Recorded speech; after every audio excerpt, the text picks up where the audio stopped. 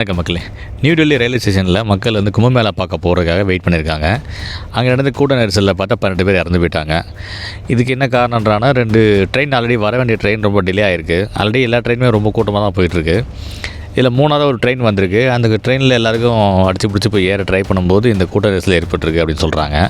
கிட்டத்தட்ட 1500 டிக்கெட் வந்து ஜென்ரல் டிக்கெட்டே விற்றுருக்காங்க அப்படின்னு சொல்லியிருக்காங்க. கூட்டத்தில் சிக்கின மக்கள் என்ன சொல்கிறாங்கன்னா, பார்த்தீங்கன்னா நிறைய கூட்டம் இருந்துச்சு. அதை கண்ட்ரோல் பண்ண சிஆர்பிஎஃப் போலீஸ் இல்லை, ரயில்வே போலீஸ் இல்லை, அதெல்லாம் அளவுக்கு அதிகமாக டிக்கெட்ஸும் கொடுத்துட்டாங்க அப்படின்ற மாதிரி சொல்கிறாங்க கம்ப்ளைண்ட்டை.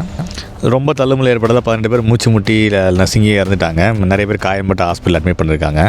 இதில் வந்து 7 வயசு குழந்தையும் இருக்குது. வயசான ஒரு 72 முதியோர் இருக்காங்க. ஒரு 10 நாள் கும்பமேளா முடிய போகிறதுல கூட்டம் ஒன்று அதிகமாக வந்திருக்கு. இதுக்கு முறையான என்ன காரணம் அப்படின்னு கண்டுபிடிக்க ஒரு விசாரணை கமிஷன் அமைச்சிருக்காங்க. இது இன்னொரு பக்கம் இருந்தாலும் மக்கள் நம்ம பொதுமக்கள் போகும்போது இந்த மாதிரி கூட்டமாக ரொம்ப போகிற இடத்துல வந்து குழந்தைங்க முதியோர் போகிறத ரொம்ப அவாய்ட் பண்ணுறது நல்லது. நம்ம பாதுகாப்பை நம்ம ஃபஸ்ட்டு பார்க்கணும். நன்றி மக்களே.